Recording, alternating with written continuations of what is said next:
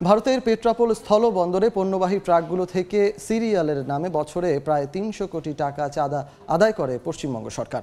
সেসব পণ্য বেনাপোল বন্দর হয়ে দেশের বাজারে এলে প্রভাব পড়ে দামে। এ নিয়ে বিস্তারিত জানাতে বেনাপোল বন্দরে আছেন সহকর্মী আজিজুল হক। সরাসরি চলে যাব তার কাছে। আজিজ,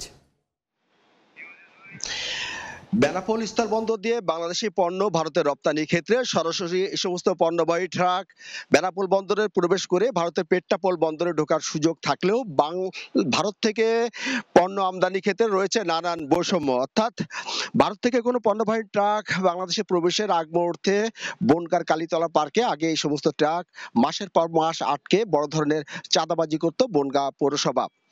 এই চাঁদাবাজি বন্ধে ভারত এবং বাংলাদেশের যারা ব্যবসায়ী আছেন যৌথভাবে দাবি জানালে 2022 সালের 25শে জুলাই ভারতের পশ্চিমবঙ্গ সরকার বনগাঁর যে কালীতলা পার্কিং আছে সে পার্কিং এ চাঁদাবাজি বন্ধ করে দিয়ে সরাসরি পণ্যবাহী ট্রাক বেনাপোল বন্দরে প্রবেশের সুযোগ করে দেয়। তবে এই সুযোগ সৃষ্টি করতে গিয়ে নতুন ভাবে আবার চাঁদাবাজিতে জড়িয়ে পড়ে এই পশ্চিমবঙ্গ সরকার। অর্থাৎ যে সমস্ত পণ্যবাহী ট্রাক ভারত থেকে বাংলাদেশে আসে এই সমস্ত পণ্যবাহী ট্রাক প্রতি বড় অঙ্কের চাঁদা নির্ধারণ করে দেয় পশ্চিমবঙ্গ সরকার।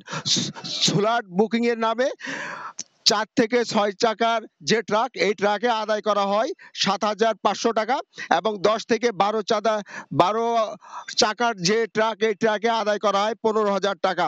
14 থেকে 16 চাকার যে পণ্যবাহী ট্রাক সেখানে নির্ধারণ করা হয় 18,000 টাকা এবং 18 চাকা বা তার ঊর্ধ্বে যে সমস্ত ট্রাক বাংলাদেশে পণ্য নিয়ে আসে সেই সমস্ত ট্রাকে আদায় করা হয় 21,500 টাকা, যা প্রতি বছরে এই চাঁদার পরিমাণ দাঁড়ায় প্রায় 300 কোটি টাকা। গত 3 বছর ধরে চলা এই পশ্চিমবঙ্গ সরকারের এই ট্রাক প্রতি যে চাঁদা আদায় হয়েছে তাতে প্রায় 1,000 কোটি টাকার বেশি আদায় করা হয়েছে বলে আমাদেরকে জানিয়েছেন ব্যবসায়ীরা।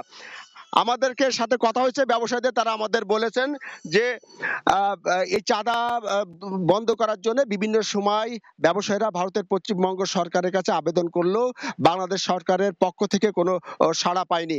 তবে তারা আশা নতুন এই যে অন্তর্বর্তীকালীন সরকার এই সরকার এই যে অতিরিক্ত পশ্চিমবঙ্গ সরকারের চাঁদা আদায় এই চাঁদা আদায় বন্ধে প্রয়োজনীয় ব্যবস্থা গ্রহণ করবেন। আপনি জানেন প্রতিদিন বেনাপোল বন্দর দিয়ে প্রায় 500 ট্রাক পণ্য আমদানি হয়ে থাকে। তো এই ছিল বেনাপোল স্থল বন্দর দিয়ে ভারতের পশ্চিমবঙ্গ সরকারের ট্রাক প্রতি চাঁদা আদায়ের কারণে যে আমদানি বাণিজ্য ব্যাহত হচ্ছে তার সর্বশেষ। বেনাপোল স্থলবন্দর থেকে আমাদের সঙ্গে যুক্ত হয়েছিলেন সহকর্মী আজিজুল হক।